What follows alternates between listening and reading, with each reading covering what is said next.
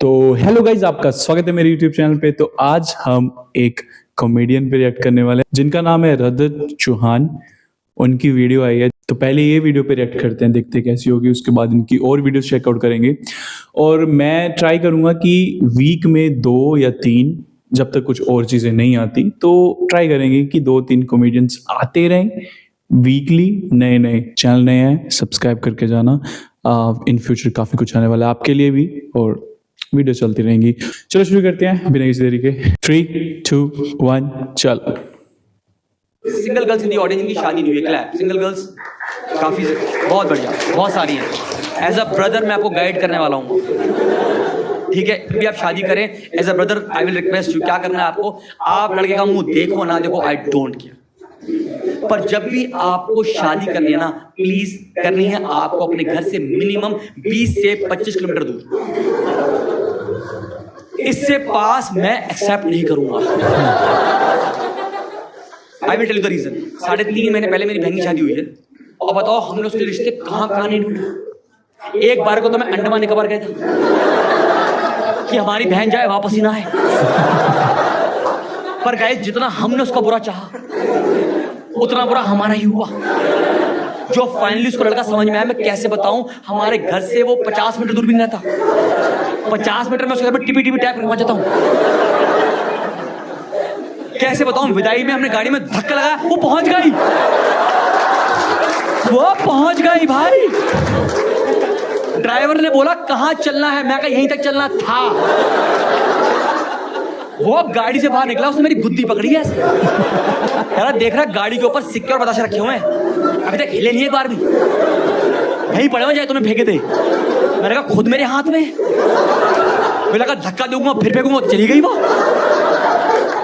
मुझे डांट रहा है वो बंदा, कह रहा भाई साहब 10 साल से कर रहा हूँ बताइए, 10 साल से ये पहली बार न्यूट्रल गियर पे करी है। कह रहा इतना ही तुझे चुभ रहा था, टेस्ला बुलाता ना, टेस्ला गाड़ी बुला लेता भाई। मैं पैसे देने के बाद उसे जस्टिफाई कर रहा हूँ। मैंने कहा भैया आप समझो ना, वो ना शादी के एल्बम में अच्छा लगता जाता उस शॉट। उतने वीडियोग्राफर आया, कह रहा सॉरी मैं कैप्चर ही नहीं कर पाया। कह रहा जब तक मैंने कैमरा ऊपर किया आपकी बहन जा चुकी थी। कहता रीटेक मिलेगा, मैं कहा रीटेक? ये टेक 25 लाख का पड़ा है मुझे, इसका रीटेक नहीं होगा। यकीन मानिए, फिर हमने जुगाड़ निकाला, एक पड़ोस में लगाता है एक सीसीटीवी कैमरा, उससे हमने फोटो निकाला है और फिर डाल दिया वीडियो के आखिरी में, गई हमारी लड़ो गई। करना पड़ पास शादी करेगा वो फायदा नहीं है। बताऊं कैसे बताऊं, हमने अपना गेट लॉक किया कि चलो फाइनली हमारी बहन चली गई। 15 मिनट फिर आ गई घर पे, फिर टक टक ना क्या हो, फिर चार्जर रह गया था अपने घर में, देखना यार। मैं कैसे बताऊं, इतनी चंट बहन है हमारी, अभी तक हमारे घर से वाईफाई डिस्कनेक्ट नहीं किया है, उसी पे ऑपरेट कर रही है। कई वहां स्पीड जाती है, मैं अपने लगाना घर में जाके दे लगा यार। सोसाइटी में होती है मुंह दिखाई। Any idea about this concept या रस्म कॉल्ड मुंह दिखाई? सोसाइटी ने करी नहीं उसकी। कह रहे तेरी बहन बचपन से देखते आए हम। इनफैक्ट तेरी बहन हमारे घर की एक्स कंजक रह चुकी है, हाईएस्ट पेड कंजक रह चुकी है टाइम पे। बता आपको हाईएस्ट पेड। आप देखो, मैं नहीं कोई बात नहीं, रख लो। मैम बहुत मम्मी विदाई के टाइम पे फूट फूट कर रही थी, अरे बेटा भूल मत जाना। मैं याद करने का मौका दो।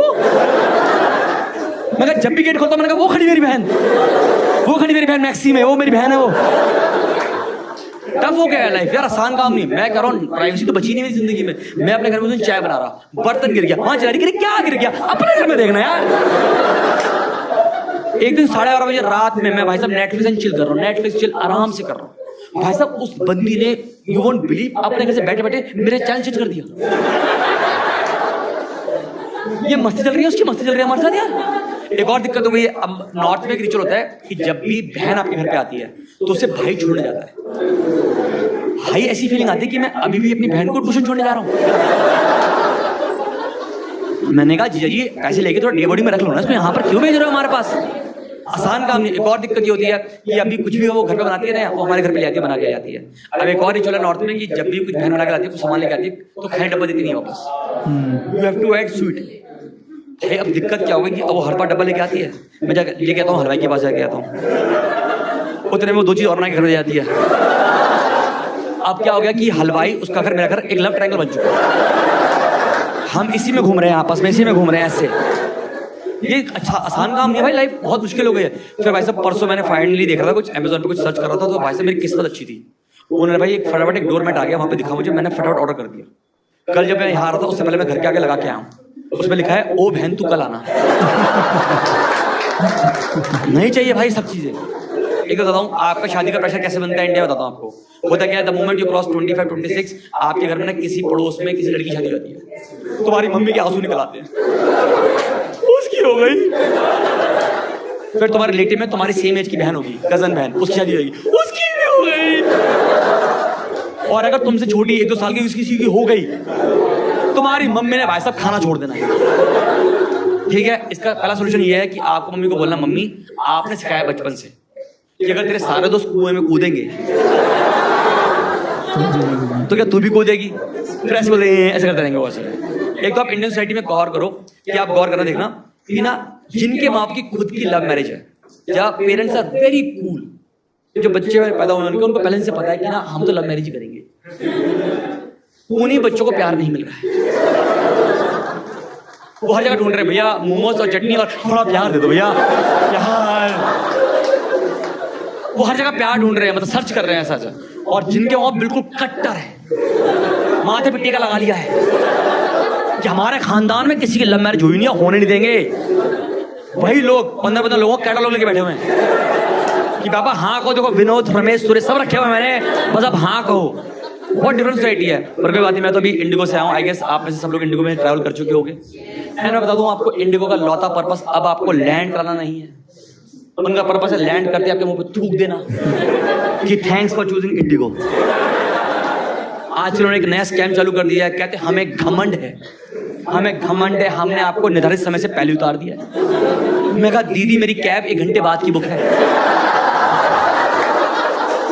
अब ये 1 घंटा मैं क्या करूं तेरे साथ, अंताक्षरी खेलूं बैठ के तेरे साथ, क्या करूं मैं बैठ के, कैशो बदाम खरीदूं दोबारा तेरे से, मैं फालतू की बात हो रही है, कुछ नहीं है मैम। और जिस दिन ये लेट होते हैं उस दिन बात नहीं करते, कहते उतरो,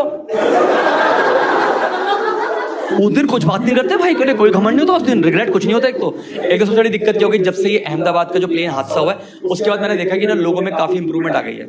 जब वो प्लेन में बैठते हैं तो काफी सीरियस होकर बैठते हैं। उसमें क्या होता है कि ना अब वो एयर होस्ट को देखते नहीं, सुनते भी हैं। तो जो हंस रहे देख लो, होता है, समझ में आ रहा मुझे। मेरी भाई इमरजेंसी सीट थी, मैं बैठा, 2 लोग मेरे साथ में बैठे, वो आई एयर होस्ट आई, कह रही कि I will guide you, are you willing to open this gate, तो उन्होंने बोला या, कह रहा गो गर्ल गो, कह रही विच लैंग्वेज यू प्रेफर, कह रहा बोथ, कह रहा हिंदी और इंग्लिश दोनों करो आप। उसे समझाया, आपको उसे समझाया, प्रॉपर समझाया, करा आपको ये करना वो करना, करी एनी मोर क्वेश्चंस, करा रिपीट, आप रिपीट करो। भाई साहब एयर होस्टेस के माथे से पसीना निकल आया था यहाँ से, शी वाज ब्लीडिंग ब्लू। कहती है अगर यही काम करूंगी तो अपनी रेडी कब लेकर आऊंगी।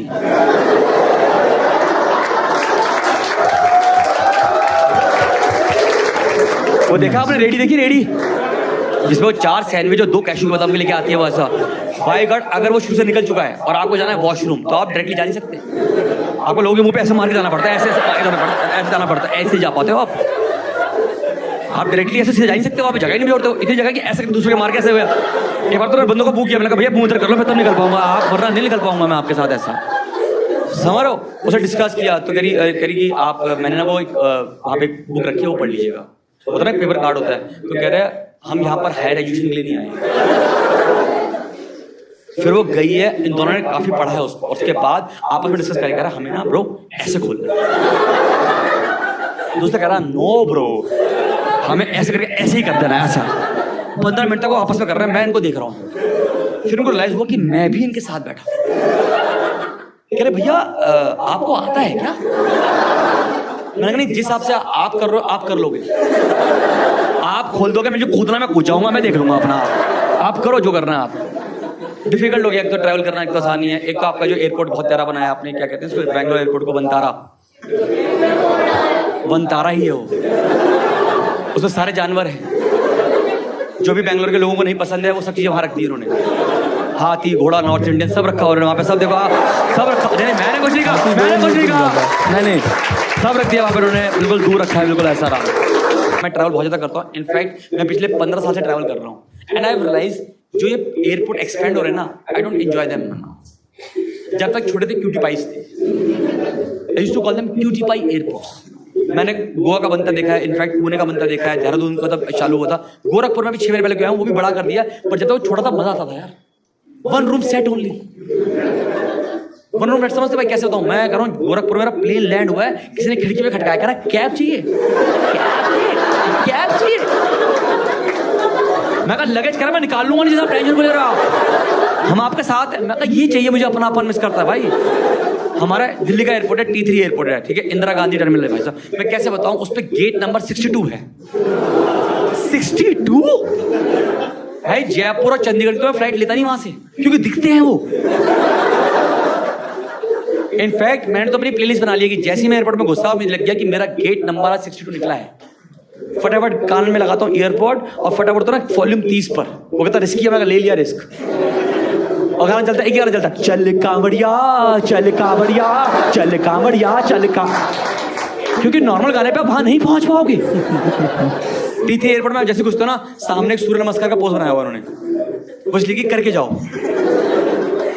वरना वहां पहुंच नहीं पाओगे आप। गोरखपुर एयरपोर्ट मजा ही आ गया भाई साहब, गेट नंबर 1 गेट नंबर 2 थे। इतना मैं भी गया था रौरकेला में, रौरकेला पता है उड़ीसा में आता है भाई, क्या एयरपोर्ट, एक ही गेट था,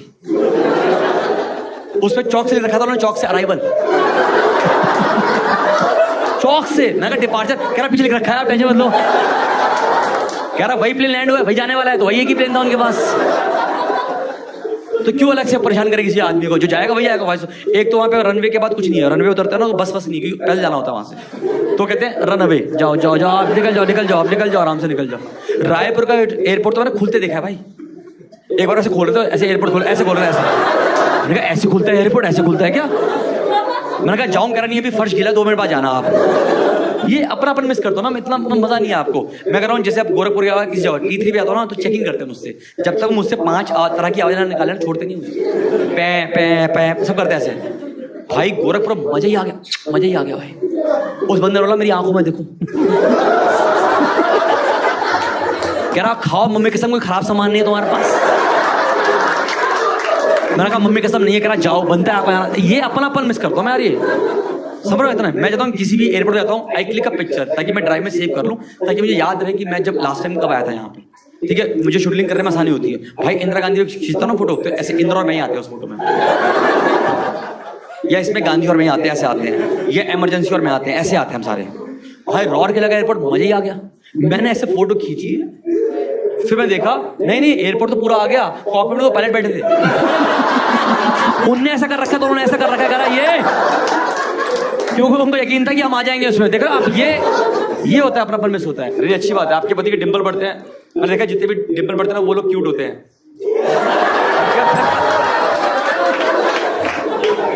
अच्छा पिक कर लेते हैं, अच्छे लोग हैं, बट ठीक है। अरेंज मैरिज लव मैरिज भाई, पर मैम कैसे पसंद है? पहले मैंने क्या चीज अट्रैक्ट करी, क्योंकि यहाँ पे बहुत सिंगल गर्ल्स हैं जो ढूंढ रही हैं अपना छावा, इन्हें मिल नहीं रहा है, ये हर दिन छावा कर रहे हैं, कुछ नहीं मिल रहा है इनको। क्या प्लीज? हाँ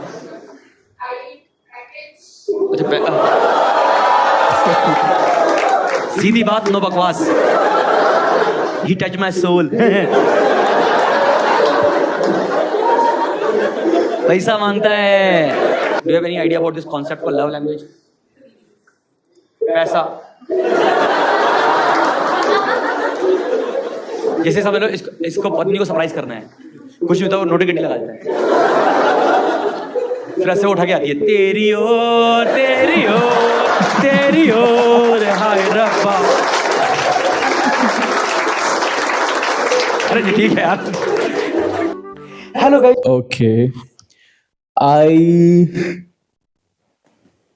To be honest, मुझे उतना मजा नहीं आया। I don't know, मेरा कॉमेडी टेस्ट खराब नहीं है, लेकिन अब उतना खराब नहीं है, लेकिन पता नहीं क्यों, या तो मेरे को जोक्स लैंड नहीं हुए। आप बताइए, मेरे को कोई वो नहीं है, मैं पहली बार देख रहा हूँ, मैं और भी वीडियोस चेक करूंगा, करना चाहूंगा मैं इनकी वीडियोस और चेक, बट मेरे को आई डोंट नो, मेरे को उतने जोक्स लैंड नहीं हुए सही में। बाकी आप बताइए आपको कैसी लगी वीडियो, क्या आपके साथ भी ऐसे ही हुआ या सिर्फ मैं ही?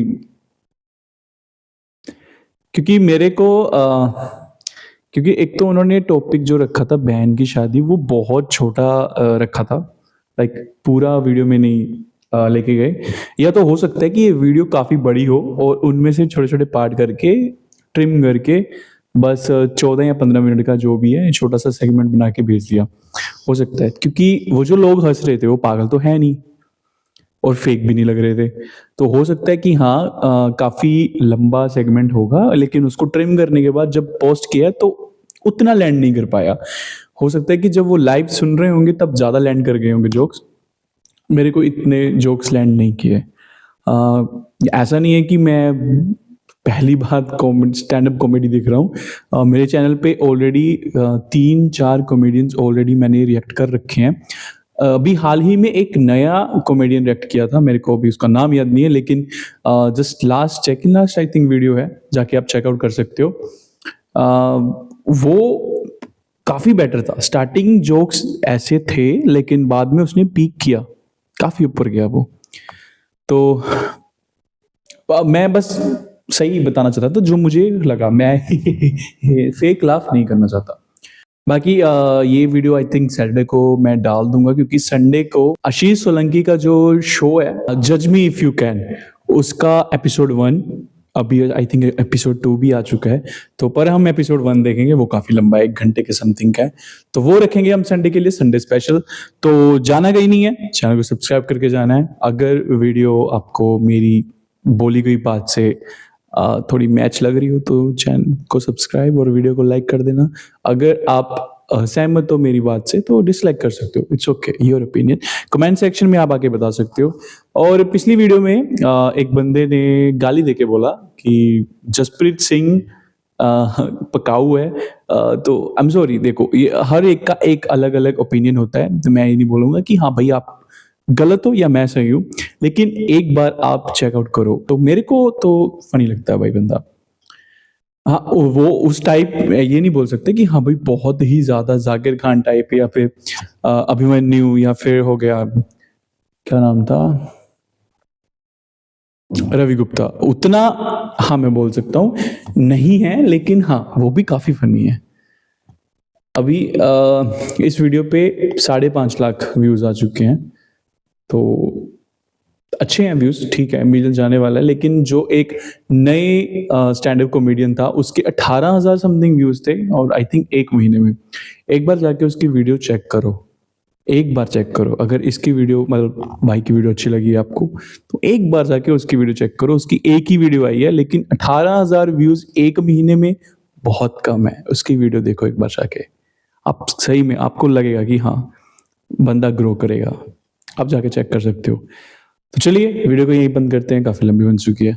तो मिलते हैं संडे को बड़े वीडियो के साथ, तब तक के लिए बाय।